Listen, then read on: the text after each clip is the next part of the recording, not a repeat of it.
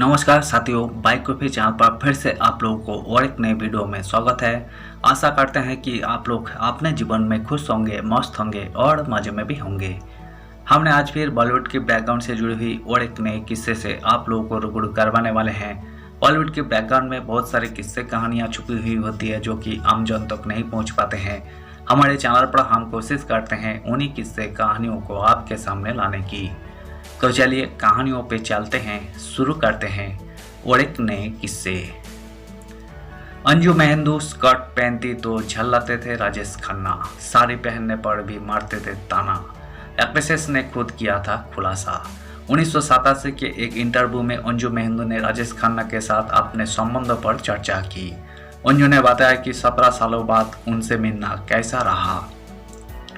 दिवंगत सुपरस्टार राजेश खन्ना का अभिनेता अंजू मेहंदू के साथ संबंधों ने दर्शकों तक सुर्खियों बटोरी, तब भी जब वही डिम्पल कपाडिया से विवाहित थे और उनके टीना मुनीम के साथ भी संबंध थे। स्क्रीन पत्रिका में प्रकाशित 1987 के एक आर्टिकल के मुताबिक राजेश खन्ना के साथ संबंध तोड़ने और डिम्पल से दोबारा शादी करने के बाद उन्होंने लगभग 2 दशकों तक एक दूसरे से बात नहीं की। लेख के लिए खन्ना के जीवन की तीनों महिलाएं अंजू, डिम्पल और टीना का इंटरव्यू लिया गया। साथ ही खुद काका ने भी अपना बचाव किया और जो कुछ हुआ उस पर अपना नजरिया भी शेयर किया। अंजू ने कहा, जब हमने लगभग 17 सालों के बाद पहली बार एक दूसरे से बात की तो मैं मानती हूँ कि हम दोनों को थोड़ा अजीब लगा। मैंने उन्हें जतिन नहीं कहा जैसा कि मैं पहले कहती थी और उन्होंने मुझे निक्की नहीं कहा। मैंने उन्हें काका भी नहीं कहा।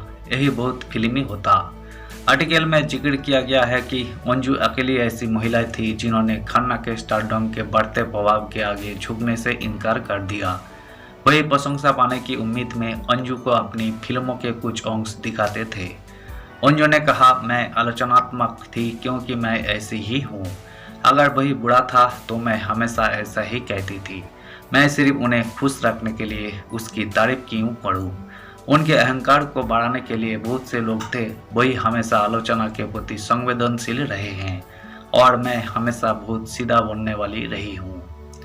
वही राजेश खन्ना ने आगे कहा, मुझे प्रशंसा की उम्मीद नहीं थी, मैं सिर्फ उससे एक्सपेक्टेंस की एक झलक चाहता था, एक ऐसा इशारा जो आश्वस्त करे, लेकिन वही हमेशा बेरहमी से आलोचना करती थी।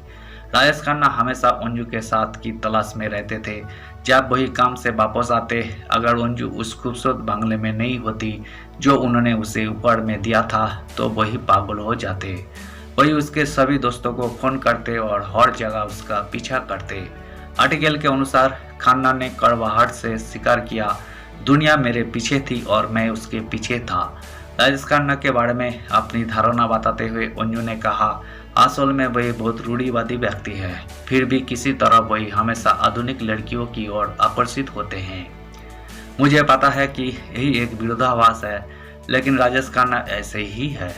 यही भ्रम हमारे रिश्ते का एक हिस्सा था। अगर मैं स्कर्ट पहनती तो वही झल्ला कर कहते, तुम साड़ी क्यों नहीं पहनती?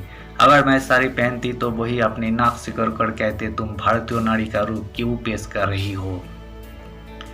वही डिम्पल के साथ भी इसी तरह का व्यवहार करते थे, जिसे वही कथित तौर पर स्वीकार करने से इनकार करते थे। अंजू ने कहा, मैं जहां भी जाती मुझे बताया जाता है कि मैं दुनिया की सबसे खूबसूरत महिला हूं, लेकिन मुझे कभी भी उसकी तारीफ का एक शब्द भी नहीं मिला। ऐसा लगता था जैसे उसने मुझे नोटिस ही नहीं किया। आर्टिकल के अनुसार राजेश खन्ना ने अपनी बारात को अंजू के घर के सामने से लेकर गए, लेकिन इसके बावजूद वही थिएटर मालिकों को फोन करके पूछती कि उनकी फिल्में कैसी चल रही है। धन्यवाद साथियों, आज के इस वीडियो में हमने अंजू मेहंदू और राजेश खन्ना से जुड़ी हुई रिश्ते से किस्से को आज हमने आपके सामने रखने की कोशिश की है।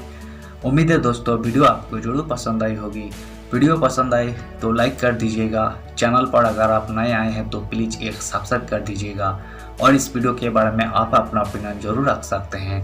कमेंट बॉक्स खुला है, आप कमेंट कीजिए, हम आपका कमेंट का रिस्पेक्ट करते हैं और हम आपका कमेंट का रिप्लाई भी करेंगे। मिलते हैं नेक्स्ट वीडियो में। धन्यवाद।